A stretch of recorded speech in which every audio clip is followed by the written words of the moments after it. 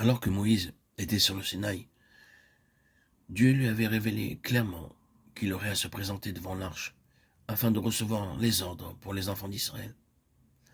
C'est là que je me rencontrerai avec toi, du haut du propitiatoire, entre les deux chérubins placés sur l'arche du témoignage. Je te donnerai tous mes ordres pour les enfants d'Israël. Exode 25, 22. Ainsi, d'une part, la nuée indiquait au peuple d'Israël que Dieu se tenait au milieu d'eux, que c'est lui qui les conduisait, alors que la gloire était à l'intérieur, dans le lieu très saint, invisible aux yeux du peuple. Moïse, en consultant Dieu devant l'arche, entendait sa voix au-dessus du propitiatoire, entre les deux chérubins. C'est là qu'il recevait les ordres et instructions pour la marche du peuple. Lorsque Moïse entrait dans la tente d'assignation pour parler avec l'Éternel, il entendait la voix qui lui parlait du haut du propitiatoire placé sur l'arche du témoignage, entre les deux chérubins. Et il parlait avec l'Éternel. Nombre 7, 89. Ceci montre de façon évidente que Dieu parlait depuis sa demeure, à son peuple, au milieu duquel il se tenait. Aucun mouvement ne se faisait sans l'ordre de Dieu. C'était effectivement l'arche qui gouvernait et conduisait entièrement son peuple. Et à moins que sa voix ne soit entendue par Moïse, aucune initiative ou entreprise quelconque ne s'accomplissait. La nuée suivait les ordres de Dieu donnés à Moïse. Si la nuée s'arrêtait sur le tabernacle de jours ou un mois ou une année, les enfants d'Israël restaient campés et ne partaient point. Et quand elle s'élevait, ils partaient. Ils campaient sur l'ordre de l'Éternel, et ils partaient sur l'ordre de l'Éternel. Ils obéissaient au commandement de l'Éternel sur l'ordre de l'Éternel par Moïse. Nombre 9, 22, 23. L'évangile de Jean nous révèle ce principe, mis en application dans la personne de Jésus-Christ.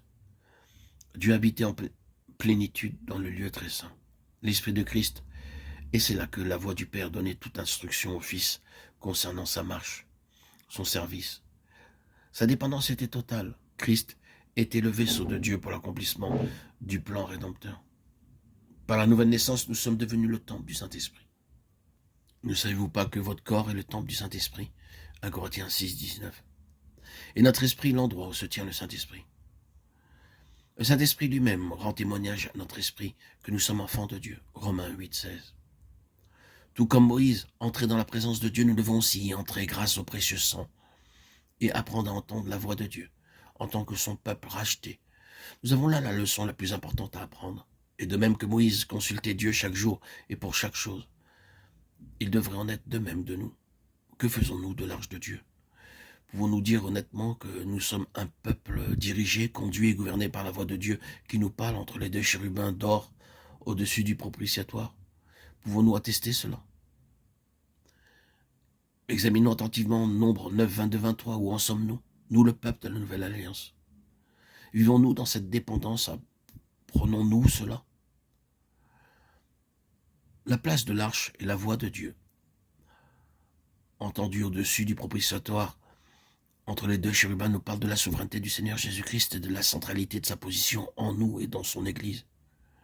Il nous montre de façon absolument claire comment le Seigneur entend conduire, diriger et gouverner son peuple, faire de lui non seulement un peuple racheté, mais l'instrument de son dessein, le vase, le véhicule et le moyen par lequel il rendra témoignage de ce qu'il est par nature. Dieu se tiendra là de façon effective, où son règne est une réalité, et que les principes que nous voyons dans la parole de Dieu sont mis en application et expérimentés au sein de son peuple.